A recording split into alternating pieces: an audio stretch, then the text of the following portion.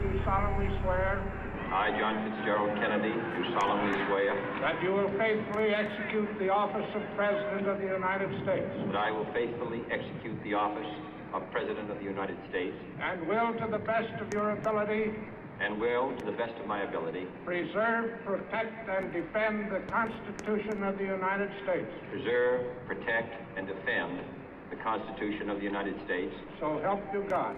So help me God.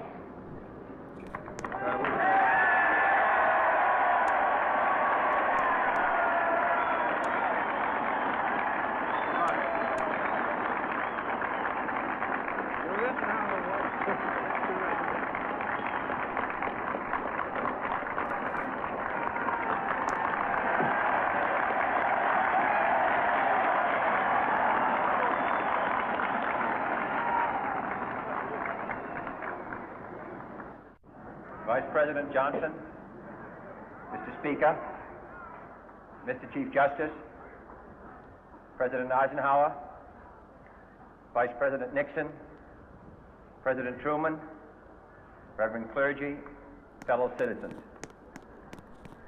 We observe today not a victory of party, but a celebration of freedom, symbolizing an end as well as a beginning, signifying renewal as well as change.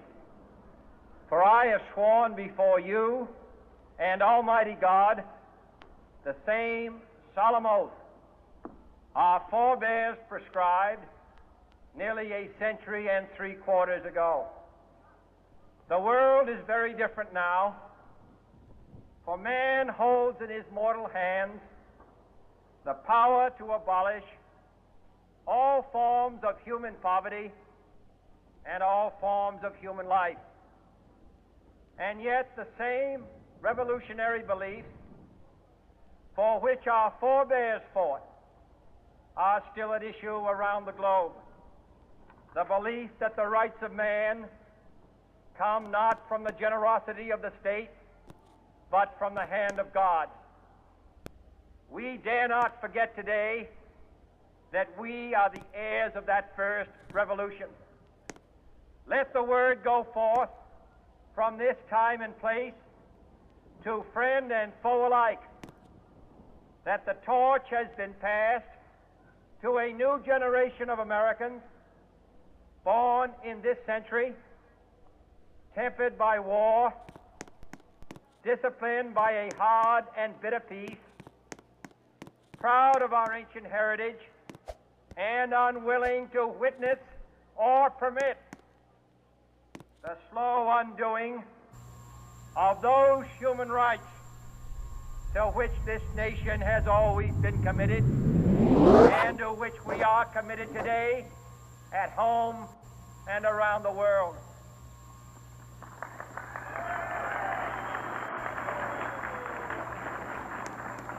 Let every nation know, whether it wishes us well or ill, that we shall pay any price, bear any burden, meet any hardship, support any friend, oppose any foe to assure the survival and the success of liberty.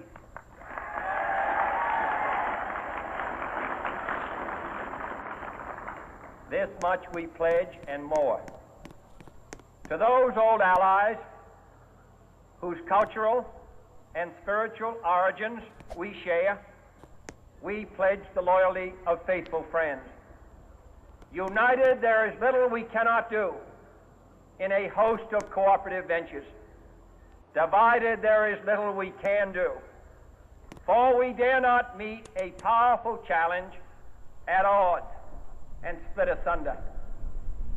To those new states whom we welcome to the ranks of the free, we pledge our word that one form of colonial control shall not have passed away merely to be replaced by a far more iron tyranny.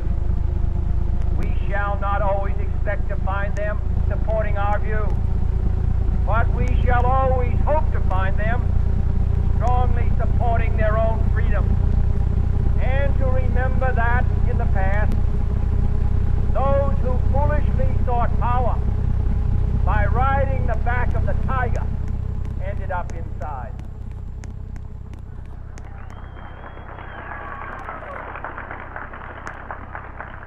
To those people in the huts and villages of half the globe, struggling to break the bonds of mass misery, we pledge our best efforts to help them help themselves for whatever period is required, not because the communists may be doing it, not because we seek their votes, but because it is right.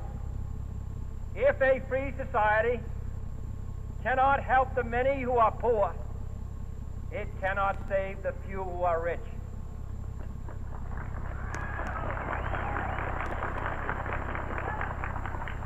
To our sister republics south of our border, we offer a special pledge to convert our good words into good deeds, in a new alliance for progress, to assist free men and free governments in casting off the chains of poverty.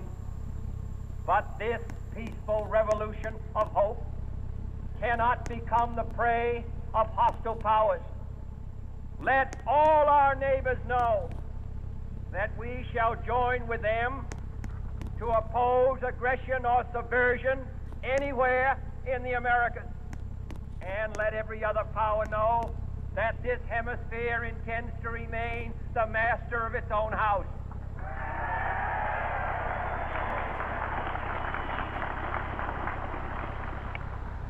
To that World Assembly of Sovereign States, the United Nations, our last best hope, in an age where the instruments of war have far outpaced the instruments of peace, we renew our pledge of support to prevent it from becoming merely a forum for invective, to strengthen its shield of the new and the weak, and to enlarge the area in which its writ may run.